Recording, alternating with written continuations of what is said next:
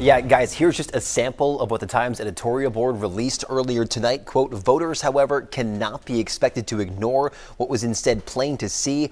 Mr. Biden is not the man he was 4 years ago. It goes on to read, quote, the greatest public service Mr. Biden can now perform is to announce that he will not continue to run for re-election. We spoke with voters in New Hampshire tonight about this very issue, and they tended to agree.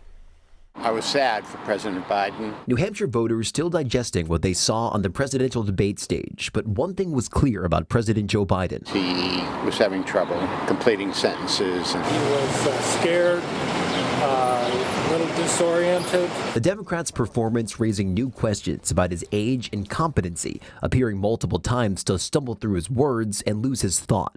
Dealing with everything we have to do with, The debate raising new alarm bells for some Democrats. Political analyst Scott Spradling says instead of a race about important issues, Biden's age is now front and center. It most certainly does not do anything to dispel or push back on his ability to serve another 4 years. This basic fitness question is now in all caps and being yelled at all of us. Biden back on the campaign trail today in North Carolina and trying to push back against those very questions and criticizing Trump for making multiple false statements on the debate stage. I don't debate as well as I used to. But I know what I do know. I know how to tell the truth. Meanwhile, former President Donald Trump, who's only 3 years younger than Biden, continues to press that age is not the core issue.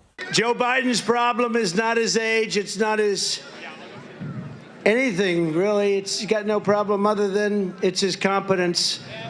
He's grossly incompetent. Now, the New York Times editorial board was also highly critical of Donald Trump today, calling him a jeopardy to democracy. The board says it will support Biden if this race in November comes down to Joe Biden and Donald Trump. But this is certainly an unprecedented stance to take against a sitting U.S. president up for re-election. Reporting live in the studio, Ross Ketchke, WMUR News 9.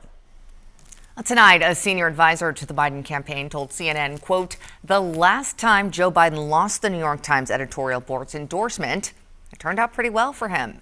Well, that refers to the newspaper's endorsements of Senators Amy Klobuchar and Elizabeth Warren in the 2020 Democratic presidential nomination, which Biden ended up winning.